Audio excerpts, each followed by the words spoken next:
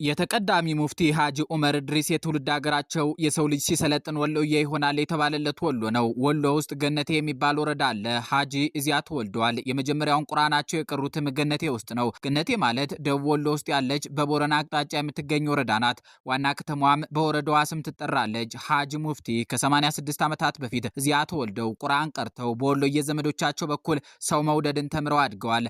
ሀጂ ዑመር እድሪስን ብዙ ሰው ያወቃቸውና የወደዳቸው በ2011 ዓ.ም የኢትዮጵያ እስልምና ጉዳዮች ፕሬዝዳንት በሆኑ ጊዜ ነው። ከዚያ በፊት የሃይማኖት ትምህርታቸውን ጥንቅቅ አድርገው የተማሩ ከ40 ጊዜ በላይ ሀጂ ያደረጉ በሚያውቋቸው ሁሉ የተወደዱ አባት ሆነው ኖረዋል። ከ2011 ዓ.ም በኋላ በብዙ የኢትዮጵያ ልጆች ከመወደዳቸው የተነሳ የክብር ዶክተር እየተባሉ መጠራትም ቀጥለዋል። እኒህ ተወዳጅ የሃይማኖት አባት የክብር ዶክተሬት ማዕረግ ያገኙበት ጊዜ ሐምሌ 2011 ዓ.ም ነበር። የሰጣቸውም የአዲስ አበባ ዩኒቨርሲቲ ነው። የክብር ዶክተሬት ባገኙበት ቀን ንግግራቸው ላይም በደስታ እንሙት የምትል ሐረግ ያለችባት ንግግር ማድረጋቸው ይታወሳል። ተቀዳሚው ሙፍቲ ሀጂ ዑመር እድሪስ በሃይማኖት መሪነት ዘመናቸው አስደናቂ ታሪኮች አሏቸው። በአንድ ንግግራቸው ለ6 ዓመት ቆሎ ብቻ ነበር የምበላው በማለት ብዙዎችን አስደንቀዋል። የተቀረውን ምግባቸው ለተማሪዎቻቸው እየሰጡ መሆኑ ነው። ይህች ቤት በሀጂ ዑመር እድሪስ አማካኝነት የእስልምና ትምህርት ከተሰጠባቸው ቤቶች አንዷ ናት። ተማሪዎቻቸው እንደሚመሰክሩ ከሆነ በሀጂ ዑመር እድሪስ መድረሳ ውስጥ ለመማር ገብቶ ስለሚበላው ነገር የሚያስብ ደረሳ የለም። ከራሳቸው ላይ ቆርሰው ያካፍሉታል። 10 ባቄላ ብትኖራቸው 9ኙን ለተማሪዎቻቸው ሰጥተው አንዷን ቆርጠመው የሚያድሩ አባት እንደነበሩ ተማሪዎቻቸው ምስክር ናቸው። ሀጂ ዑመር እድሪስ አንድን ሰው ጓደኛቸው ለማድረግ ሰው መሆኑ የመጀመሪያው መስፈርታቸው ነው። ለዚህ ምሳሌው ብፁዕ ካርዲናል ብርሃነ ኢየሱስ የኢትዮጵያ ካቶሊካዊት ቤተክርስቲያን ሊቀ ጳጳስ የሀጂ የቅርብ ጓደኛ መሆናቸው ነው። ብፁዕ ካርዲናል ብርሃነ ኢየሱስ እንደሚሉ ከሆነ ሀጂ ሙፍቲ ሁለቱ ልጆቻቸው ያስተማሯቸው በካቶሊካዊት ቤተክርስቲያን ስር በሚተዳደረው ቅዱስ ዮሴፍ ትምህርት ቤት ነው።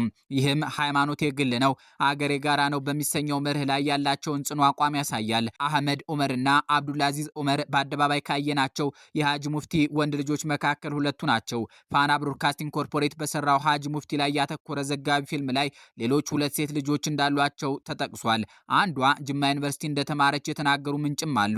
ሁሉም ልጆቻቸው መሰረታዊ የሃይማኖት ትምህርት መቅሰማቸውን መሐመድ ዑመር የተባለው ልጃቸው በዘጋቢ ፊልሙ ላይ ተናግሯል። ትዳር የያዙና በዘመናዊ የኑሮ ዘዴ ላይ ያተኮሩ ልጆች እንዳፈሩም ተገልጿል። የልጆቻቸው እናት ወይም ሚስታቸው አንድ እንደነበሩ በዚሁ ዘጋቢ ፊልም ላይ ፍንጭ የሰጡ ሰው አሉ። በስም ካልተጠቀሱት የትዳር አጋራቸው ጋር የተዋበ ትዳር ነበራቸው ተብሏል። ሀጂ ሙፍቲ በአዲስ አበባ ዙሪያ እርሻ እንደነበራቸው ተጠቁሟል። ራሳቸው ወጣ እያሉ ያመርቱበት ነበር።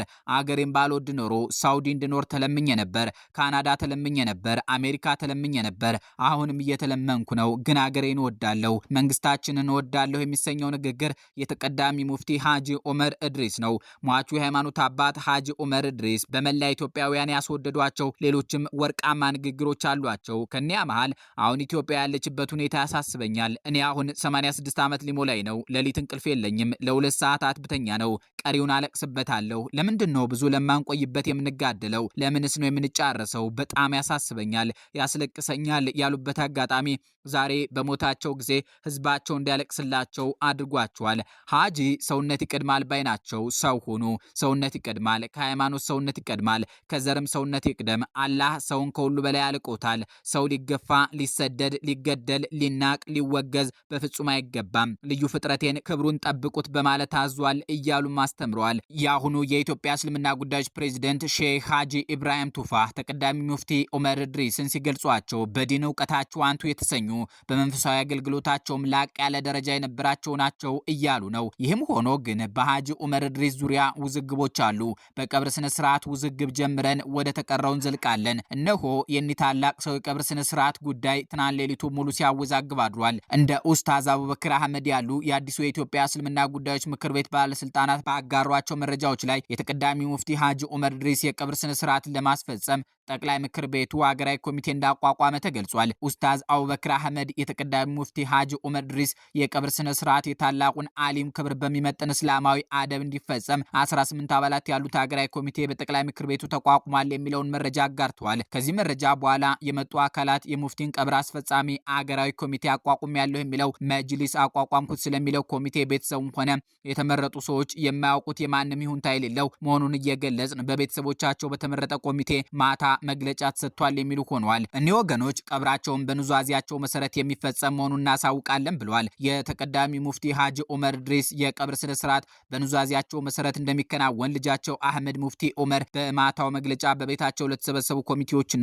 በቀጥታ ስርጭት ለሚከታተሉ ኢትዮጵያውያን ገልጿል ተብሏል። በዚሁ መሰረትም የክቡር ዶክተር ተቀዳሚ ሙፍቲ ሀጂ ዑመር ድሪስ የቀብር ስነ ስርዓት በዛሬው ዕለት ከቀኑ በ10 ሰዓት ጋርመንት ሰፈራ አዲሱ አትክልት ተራ ትንሽ ዝቅ ብሎ ድልድዩ አጠገብ በሚገኝ ስፍራ ቁርአን በሚያስተምሩበት መስጂድ ቅጥር ግቢ ውስጥ የሚከናወን ይሆናል ይላሉ እኒህ ምንጮች። ይህንን ሁኔታ ሙፍቲ በሕይወት እያሉ ከተለያዩ የአዲስ አበባ ከንቲባዎች ጋር ተነጋግረው መጨረሳቸውን ልጃቸው አሳውቋል ተብሏል።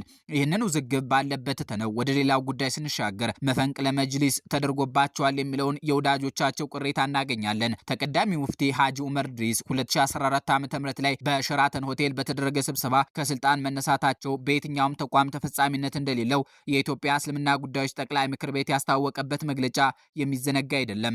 ምክር ቤቱ በዚያ መግለጫው ግንቦት 18 ቀን 2014 ዓ.ም የኢትዮጵያ እስልምና ጉዳዮች ጠቅላይ ምክር ቤት የአስቸኳይ ጠቅላላ ጉባኤ ስብሰባ ውሳኔዎች በሚል በአዲስ አበባ ሸራተን አዲስ ሆቴል የተካሄደውን ስብሰባም ህገወጥ መሆኑን ገልጾ ነበር። ህገወጥ የተባለው የሸራተኑ ስብሰባ ባካሄደው ምርጫ የኦሮሚያ እስልምና ጉዳዮች ምክር ቤት ፕሬዝዳንት ሼክ ሀጂ ኢብራሂም ቱፋ የመጅሊሱ ፕሬዝዳንት እንዲሁም የደቡብ ክልል እስልምና ጉዳዮች ምክር ቤት ፕሬዝዳንት ሼህ አብዱል ከሪም በድረዲንን የመጅሊሱ ምክትል ፕሬዝዳንት አድርጎ መርጦ ነበር። ከዚህ ባለፈም በስብሰባው ተቀዳሚ ሙፍቲ ሀጂ ዑመር ድሪስ እና ምክትላቸው ጄላን ከድር እንዲሁም ሌሎች የመጅሊሱ አመራሮችም ከቦታቸው እንዲነሱና የፈተዋ ምክር ቤት አመራር እንዲሆኑ ተወስኖ ነበር።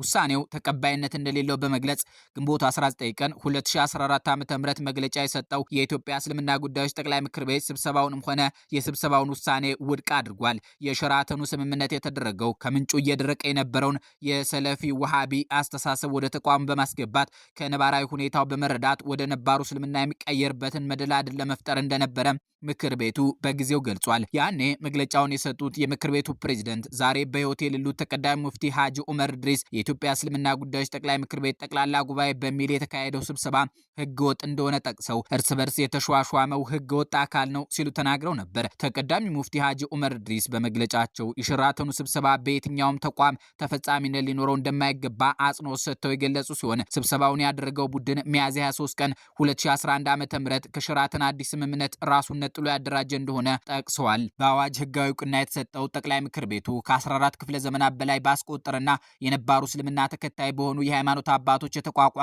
ነባር ተቋም በመሆኑ የመሻይሆቻችን መንገድ የሆነውን የአህሉ ሱና ወል ጀማዓ መስመር ያስቀጥላል ብለዋል ተቀዳሚ ሙፍቲ ሀጂ ዑመር ድሪስ። ጠቅላይ ምክር ቤቱ በተጓደሉ የስራ አስፈጻሚ አባላት ምትክ ከዑለማዎች መካከል በመምረጥ ይተካል ብለው የነበረ ሲሆን ከሀጁ ስራ ጎን ለጎን በአገር አቀፍ ደረጃ የዲኑ ባለቤት የሆኑ ዑለማዎችን በመጥራትና ረቂቅ ሰነዶችን በማስጸደቅ ጠቅላይ ምክር ቤቱን እንደሚያዋቅር ጠቅሰውም ነበር።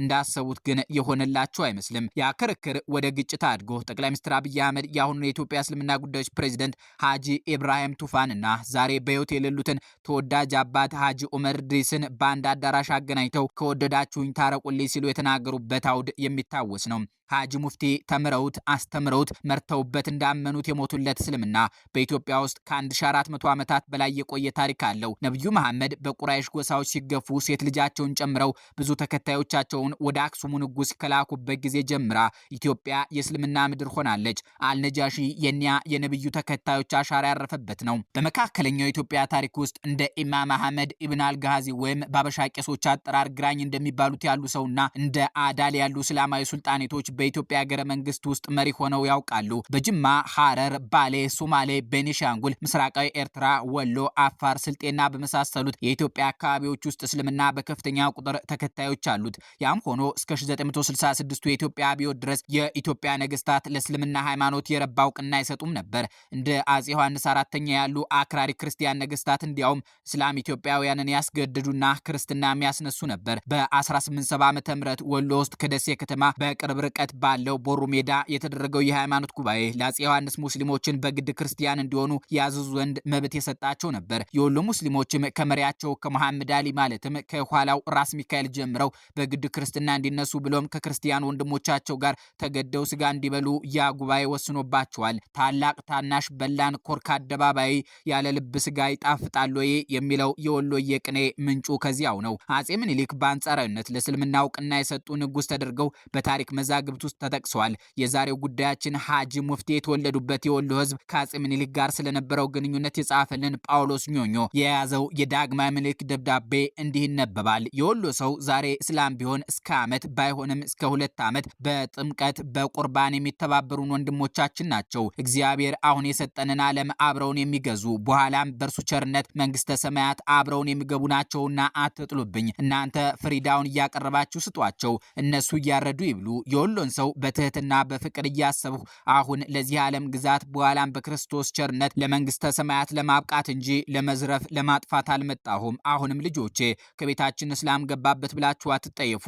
ዘወትር ሐሳቤ በጎ ነገር ነውና አትከፉ።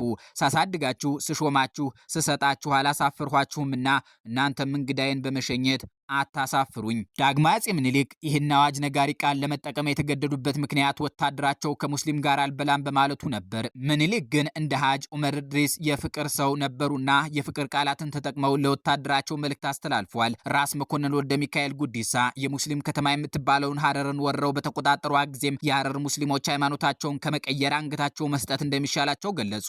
ራስ መኮንንም ለዳግማዊ አጼ ምኒልክ የሆነውን ነገሯቸው። አባዳኘው ተዋቸው እንደ አባታቸው ይደሩ አሉ። በህዝባቸው ዘንድ እምዬ እየተባሉ የሚቆላመጡት ዳግማዊ አጼ ምኒልክ ለእስልምና እምነት ተከታዮች እንዲህ የሚራሩ ሰው ነበሩ። እሳቸው ራሳቸው አልጋ ወራሻቸው ያደረጓቸው ልጅ ኢያሱ እንዲያውም ከእስላም ዘመዶቻቸው ጋር ጥብቅ ቁርኝት በመፍጠር ይታወሳሉ። ሶማሌ ተገኝተው ከሙስሊም ወንድሞቻቸው ጋር የሚፈርሹ አራዳ መሪ ሆነው ነበር። የሸዋ መኳንንትን መፈንቅለ መንግስት ያደረጉባቸው ይህንን አካታች መሪነታቸው እንደ ወንጀል ቆጥረው ነው። የቀዳማዊ አፄ ኃይለ ሥላሴ መንግስት ሃይማኖት የግል ነው አገር ጋራ ነው በሚሰኘው ዝነኛ ብሂል ይታወቃል። ይህንን ምሳሌ የተናገሩትም ራሳቸው ቀዳማዊ አፄ ኃይለ ሥላሴ ናቸው ይባላል። ያም ሆኖ ግን በአፄው ዘመን ኢትዮጵያ የክርስቲያን ደሴት ትባል ነበር። በዝነኛው የ1966 ዓ.ም ግን የኢትዮጵያ ሙስሊሞች ታላቅ የተባለ የተቃውሞ ሰልፍ አደረጉም። በሰልፉ ላይ ክርስቲያን ወንድሞቻቸውም አብረው ነበሩ። ምክንያቱም ዘመኑ በህዝቡ ዘንድ ክርስቲያን አረደ ጨጓራና ጉበት፣ እስላሙም አረደ ጨጓራና ጉበት፣ ያም ስጋ በላው ምን አለበት መባል የተጀመረበት ጊዜ ነበር። እነ ሜሪ አርምዴ ግጥሙን በክራር አጅበው ለአደባባይ አውቅተውታል። ከ1966ቱ ሰልፍ በኋላ እስልምና በኢትዮጵያ ነጻ ወጣ። ምክር ቤት ያለው ህጋዊና በዓላቱን በምቾት የሚያከብር ሃይማኖት ሆነ። ቀጣዩ ፈተናው የሚመጣው በ2000ዎቹ መጀመሪያ ነው። ያኔ በኢህአዴግ መንግስትና በእስልምና አባቶች መካከል አለመግባባቶች ነበሩ። እነ ኡስታዝ አቡበከር አህመድ የተፈተኑበት ድምጻችን ይሰማ የተባለው ምናልባትም ከ1966ቱ ተቃውሞ ሰልፍ ወዲህ የተፈጠረው ህዝባዊ ማዕበል የ2004 እና 2005 ዓ.ም የኢትዮጵያ ፖለቲካ ማስታወሻ ነው። እነ ተቀዳሚ ሙፍቲ ሀጂ ዑመር ድሪስ ስማቸው ጎላ ብሎ የሚሰማው ደግሞ ጠቅላይ ሚኒስትር አብይ አህመድ የኢትዮጵያ መሪ ከሆኑ በኋላ ነው። የእሳቸውም የስልጣን አመሻሽ ከላይ በተገለጸው ውዝግብ ምክንያት በአብይ መንግስት ላይ ጥርጣሬን ያስነሳ ነበር። እንዲህ ባለው ውጣ ውረድ ውስጥ ያለፈውን የኢትዮጵያ እስልምና በተቻላቸው ሁሉ ሲመሩ የኖሩት ተቀዳሚ ሙፍቲ ሀጂ ዑመር ድሪስ በሙስሊሙም በክርስቲያኑም ኢትዮጵያዊ ሁሉ በክብርና በሞገስ ሲታወሱ ኖረው አልፈዋል። ሀጂ ዑመር ድሪስ ከማረፋቸው 3 ወራት በፊት በሰጡት ቃለ መጠይቅ ለመኖር አልተፈጠርንም ብለው ነበር። ከዚያ ቃለ መጠይቅ በኋላ ይፋዊ ቃለ መጠይቅ ስለመስጠታቸው ጣቢያችን ባደረገችው ማጣራት አንድም አላገኘችም። እናም ለመኖር አልተፈጠርንም የሚለው ቃላቸው የመጨረሻው ይፋዊ ንግግራቸው መሆኑ ነው። ምድርን እንደ መሸጋገሪያ የተመለከቷት ከደረሳዎቻቸው ከሀገራቸው ህዝብ ከቤተሰቦቻቸው ጋር ሁሉ ፍቅር እንደተጋሩ የኖሩት ሀጂ ሙፍቲ በዚሁ እምነታቸው ጸንተው ወደ አምላካቸው ሄደዋል። እኛም ይህንን የአገር ዋርካ ማንነት አስገራሚ ንግግሮቻቸውን፣ የቀብራቸውን ውዝግቦች፣ የደከሙለትን የኢትዮጵያ እስልምና ታሪክ የሰነርንበት ዝግጅት ተደምድሟል።